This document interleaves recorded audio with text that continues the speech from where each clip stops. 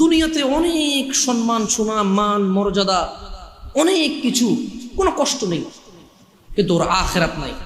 মদ খায়, গাঁজা খায়, শিরিক করে, বিদআত করে, সালাত এক ওয়াক্ত পড়ে না, মাঝে মধ্যে কেউ মারা গেলে তার জানাজা যায়, তাও নেতা হিসেবে, ডাক্তার হিসেবে, ইঞ্জিনিয়ার হিসেবে, সায়েন্টিস্ট হিসেবে, এলাকার মুরব্বী হিসেবে, এলাকার কর্তা হিসেবে, বুঝেন নাই, মাতব্বর হিসেবে যায়, এমনি এক ওয়াক্ত সালাত আদায় করে।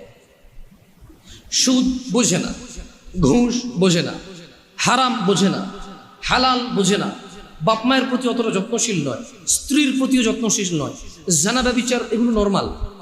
তুমি দেখবে তার মৃত্যু পর্যন্ত সে এরকম সুন্দর সুখী জীবন কাটিয়ে গেছে তার মন মতো, তার আখিরাত নাই। এগুলো একটা ক্যাটাগরি। দুই, আখিরাত আছে, মরলেই আল্লাহ ওকে সুখ আর সুখ দিবে, ওকে আল্লাহ জান্নাতের বিছানা বিছিয়ে দিবে, জান্নাতের চাদর পরিয়ে দিবে আল্লাহ ওকে। মরলেই কবর থেকে জান্নাতের সুখ পাওয়া শুরু হয়ে যাবে ওর। ও মরে গেলে আল্লাহ সুবহানাহু ওয়া তাআলা ওর আবার রূহ দিবে, ফেরেশতারা প্রশ্ন করবে, ও জিতবে, উপরের থেকে শব্দ আসবে, ফাফরিশু ফিল জান্নাহ, একে জান্নাতের বিছানা বিছিয়ে দাও, জান্নাতের চাদর একে দিয়ে দাও। সুখ আর সুখ, সুবহানাল্লাহ।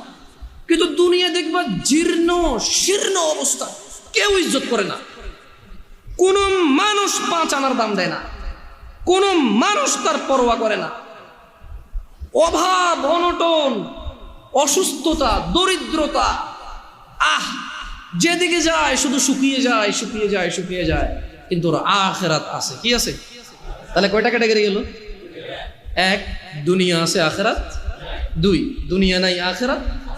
3, একটা ক্যাটাগরি আছে যাদের দুনিয়াও আছে, আখিরাতও আছে। সুবহানাল্লাহ।